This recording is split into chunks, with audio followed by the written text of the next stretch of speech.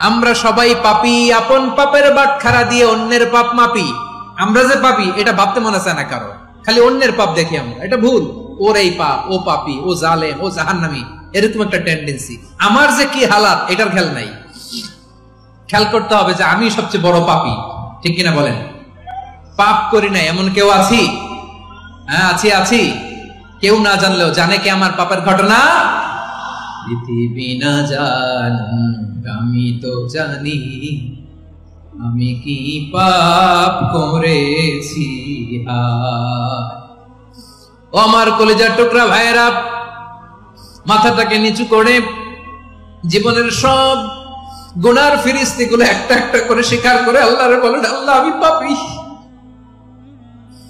আল্লাহ আমার চেয়ে বড় পাপী এই দুনিয়াতে কেউ নাই। আকাশের নিচে জমিনের উপরে আমার চেয়ে বড় পাপী কেউ নাই। একটা একটা করে আল্লাহ স্বীকার করি আমি পাপী। সব পাপের স্বীকৃতি দিলাম। পৃথিবী না জানুক আমি তো জানি আমি কি পাপ করেছি। হায় আমার পাপের করলে বিচার, বাঁচার আমার নাই উপায়। দয়াময় তুমি মাফ করো আমায়, মাফ করো।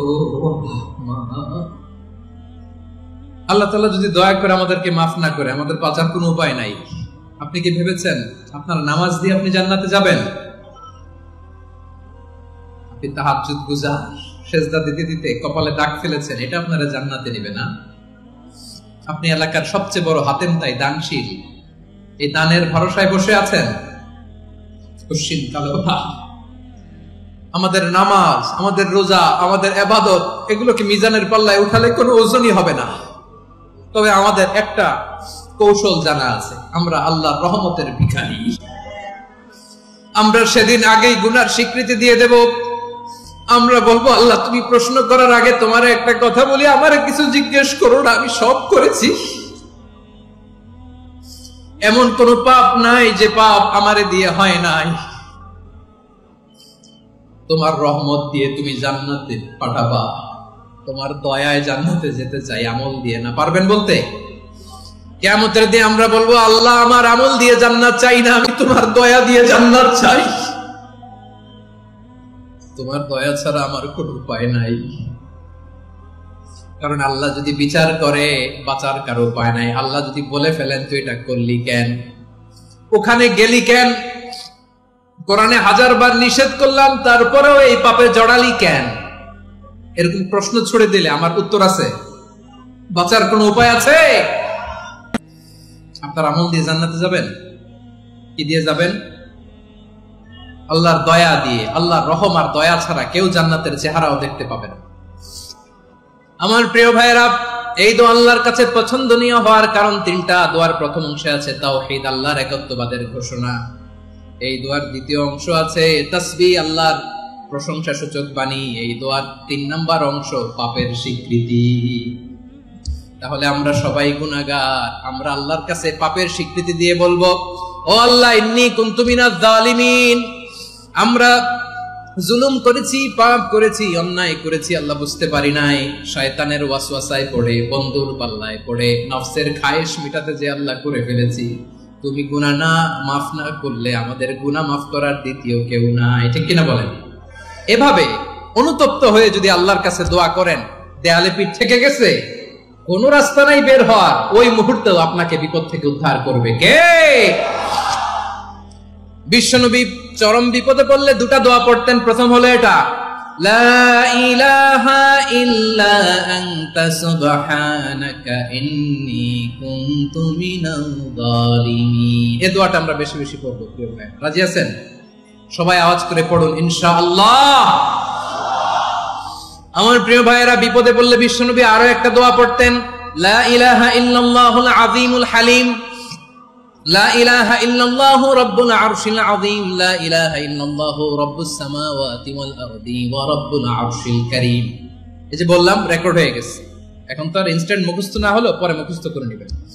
আল্লাহ ছাড়া কোনো উপাস্য নাই, তিনি সুমহান মহাসহিষ্ণু। আল্লাহ ছাড়া কোনো উপাস্য নাই, তিনি সুমহান আরশের অধিপতি। আল্লাহ ছাড়া কোনো উপাস্য নাই, তিনি আকাশের মালিক, জমিনের মালিক, তিনি সুবিশাল আরশের অধিপতি। সুবহানাল্লাহ পড়েন। এই দোয়াটা কেউ যদি পড়ে যদি এর ওসিলা করে দোয়া করে, তাকে বিপদ থেকে মুক্তি দেয় কে? মনে থাকবে আপনাদের? তাহলে বিপদের প্রথম ধাক্কায় কি যেন পড়তে হয়? ইন্না লিল্লাহ। তারপরে কি বলে আল্লাহর কাছে নিজেকে সঁপে দিতে হয়? দেয়ালে পিঠ থেকে গেলে লা ইলাহা ইল্লা আনতা সুবহানাকা ইন্নী কুনতু মিনাজ জালিমিন। 2 নাম্বার হচ্ছে লা ইলাহা ইল্লাল্লাহুল আযীমুল হালিম, লা ইলাহা ইল্লাল্লাহু রাব্বুল আরশিল আযীম, লা ইলাহা ইল্লাল্লাহু রাব্বুস সামাওয়াতি ওয়াল আরদি ওয়া রাব্বুল আরশিল কারীম। মনে থাকবে? ইনশাআল্লাহ বলেন সবাই, আওয়াজ করে সবাই ইনশাআল্লাহ। অনেক সময় এমন হয়, হঠাৎ বিপদের সম্মুখীন হই আমরা, রেডি হয়ে বের হইছে অফিসে, হঠাৎ অ্যাক্সিডেন্টে পড়ে যাই, হঠাৎ পেটের ব্যথায় অজ্ঞান, এরকম হয় না? আপনাদের হয় না? বিষ্ণু ইসলাম বলেন, আকস্মিক দুর্ঘটনার বিপদ থেকে যদি কেউ বাঁচতে চায়, সকাল সন্ধ্যা যেন প্রত্যেকে এই দোয়াটা পড়ে। সকালে যদি 3 বার পড়ে, সন্ধ্যা পর্যন্ত হঠাৎ বিপদ থেকে সে রক্ষা পাবে। To be protected from sudden calamity, sudden disaster, sudden calamity, হঠাৎ বিপদ, হঠাৎ ভয়ঙ্কর কোন আকস্মিক বিপদ থেকে আল্লাহ বাঁচায় দিবে। সকালে পড়লে সন্ধ্যা পর্যন্ত প্রোটেক্টেড, সন্ধ্যাবেলায় যদি 3 বার পরে সকাল পর্যন্ত প্রোটেক্টেড। সুবহানাল্লাহ পড়ে। দোয়াটা কি? দোয়াটা হচ্ছে বিসমিল্লাহিল্লাযী লা ইয়াদুররু মা ইসমিহি শাইউন ফিল আরদি ওয়ালা ফিস সামাই ওয়া হুয়াস সামিউল আলিম। ছোট না? অনেক ছোট, মুখস্থ করবেন। বিসমিল্লাহিল্লাযী লা ইয়াদুররু মা ইসমিহি শাইউন ফিল আরদি ওয়ালা ফিস সামা। ওই আল্লাহর নাম নিচ্ছি, যে আল্লাহর নামের বরকতে আকাশ জমিনের কোনো কিছু কারো কোনো ক্ষতি সাধন করতে পারে না। তিনি সর্বশ্রোতা, সর্বজ্ঞ। সুবহানাল্লাহ পড়েন। পড়বেন এই দোয়াটা, বিসমিল্লাহিল্লাযী লা ইয়াদুররু মা ইসমিহি শাইউন ফিল আরদি ওয়ালা ফিস সামাই ওয়া হুয়াস সামিউল আলিম। ফজরের পরে 3 বার, মাগরিবের পরে 3 বার যদি কেউ পড়ে, প্রোটেক্টেড, যে কোনো হঠাৎ বিপদ থেকে প্রোটেক্টেড। প্রোটেক্ট করেন কে? ওই আল্লাহর নাম নিচ্ছি, যে আল্লাহর নামের ওসিলায় আকাশ জমিনের কোনো কিছু কোনো ক্ষতি করতে পারে না।